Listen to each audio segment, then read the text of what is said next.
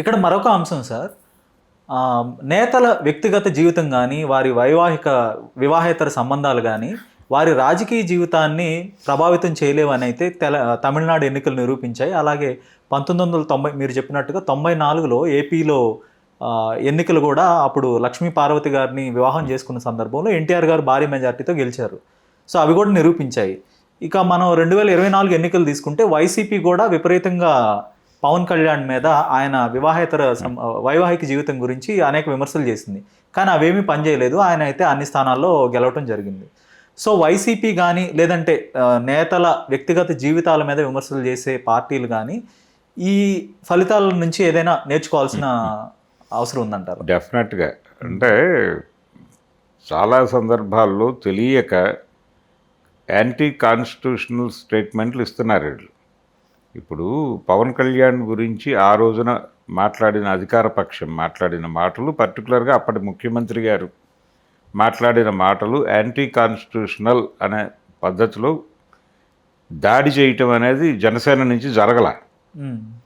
వాళ్ళు ఎంతసేపు వ్యక్తిగత విమర్శలు చేస్తారేమిటి, పర్సనల్ ప్రైవసీకి వచ్చి అన్నారు. కానీ నిజానికి ఆ రోజున పవన్ కళ్యాణ్ మీద వచ్చిన విమర్శలు యాంటీ కాన్స్టిట్యూషనల్లే. ఎందుకు యాంటీ కాన్స్టిట్యూషనల్ అంటున్నానంటే, అక్కడ ఆయన ఏ మనిషి అయినా ఎవరితో వివాహమైనా వాళ్ళతో సరిపడనప్పుడు, ఈ ప్రయాణం కలిసి చేయటం కుదరదు అని అనిపించినప్పుడు విడిపోయే హక్కు కల్పిస్తూ చట్టం చేసింది.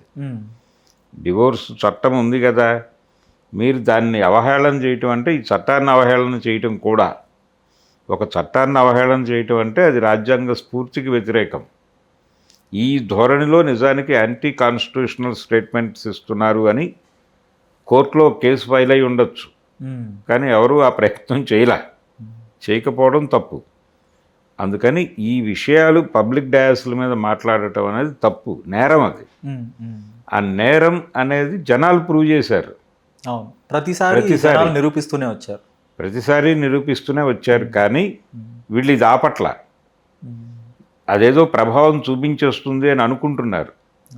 ఏ సందర్భంలోనూ ప్రభావం చూపించట్ల. మనం కనిపించే ఈ 3 విషయాలే మాట్లాడుతున్నాం. వీటిని మించి అంటే ముఖ్యమంత్రులుగా ఎదిగిన వాళ్ళ మీద ఈ దాడులు జరిగిన సందర్భాలు విజయ్, ఎన్టీఆర్ మాత్రమే కాదు, అంతకు ముందు కూడా ఉన్నారు. ఈవెన్ కరుణానిధి మీద కూడా వచ్చినాయి. కరుణానిధి మీద కూడా ఈ రకమైన ఎలిగేషన్స్ ఉన్నాయి. అయినప్పటికీ ఆయన సక్సెస్ని ఏవి ఆపలేదు. ఆయన కూడా ఓపెన్గా మాట్లాడాడు. అవును నిజమే, అళగిరి మదర్ ఉన్నారు, వారు నాతో ఉంటారు, వీరు ఉంటారు, ఏమిటి ప్రాబ్లం మీకు అని అడిగాడు. అలా నిలబడ్డాడు. అలాగే రూట్స్లోకి వెళ్ళి దాడి చేయటం అనే పని కూడా వర్కౌట్ రాజకీయాల్లో. తమిళనాడు రాజకీయాల్లో దీనికి చాలా ప్రాధాన్యత ఉంటుంది, తమిళ ఐడెంటిటీకి. అందుకని ఎంజీఆర్ మీద ఆయనకి కేరళ అనేది ఒకటి ఉంది, అంటే ఆయన మదర్ కేరళ. అందుకని దాని నుంచి ఒక విమర్శ చేసేవాడు కరుణానిధి. అదే టైంలో కరుణానిధి పూర్వీకులు తెలుగు ప్రాంతాల నుంచి వెళ్ళిన వాళ్ళు. ఆ రూట్ స్పీకి ఆయన మాట్లాడేవాడు ఎంజీఆర్. ఈ రెండింటిని కూడా జనాలు పట్టించుకునేవాళ్ళు కాదు. సో నేతల వ్యక్తిగత జీవితాలు అయితే రాజకీయాన్ని ప్రభావితం చేయలేవు. అంటే వాళ్ళ పర్సనల్ అఫైర్స్, వాళ్ళ వ్యక్తిగత జీవితం. ఎంజీఆర్ మీద కూడా ఆ విమర్శ పనిచేయలేదుగా ఎన్నికల్లో. ఆయన జయలలిత గురించి బయట రకరకాలుగా రాసిన, లేకపోతే ఎంజీఆర్ లత అనటంలోనే ఆ కుట్ర ఉంది. అప్పుడు కూడా జనాలు పెద్దగా రియాక్ట్ కాల. సో వాట్ అనే పద్ధతిలోనే వెళ్ళారు.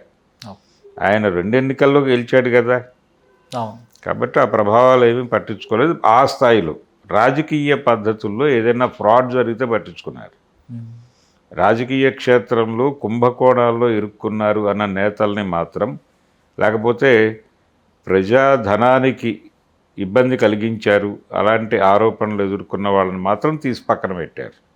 తమతో రిలేట్ కాని ఏ అంశానికి రాజకీయ ప్రాధాన్యతనిచ్చి జనాలు చూడలేదు. ఓటింగ్ ప్యాటర్న్లో కానీ, లేకపోతే వాళ్ళ పార్టీ పట్ల చూసే దృష్టి విషయంలో కానీ వాళ్ళు అలా ఎప్పుడూ లేరు, ఎక్కడా లేరు. ధన్యవాదాలు sir. Thank you. Hello, Telugu రాజ్యం ఛానల్ చూస్తున్నారా? సామాజిక, రాజకీయ, జీవన చిత్రణే తెలుగు రాజ్యం. అతిశయోక్తులు, అసత్యాలు ఉండవు. రాజకీయ కోణం కాదు, ప్రజా కోణమే కొలబద్ద. తెలుగు రాజ్యం వీక్షణ మీ ఉత్తమ అభిరుచికి నిదర్శనం.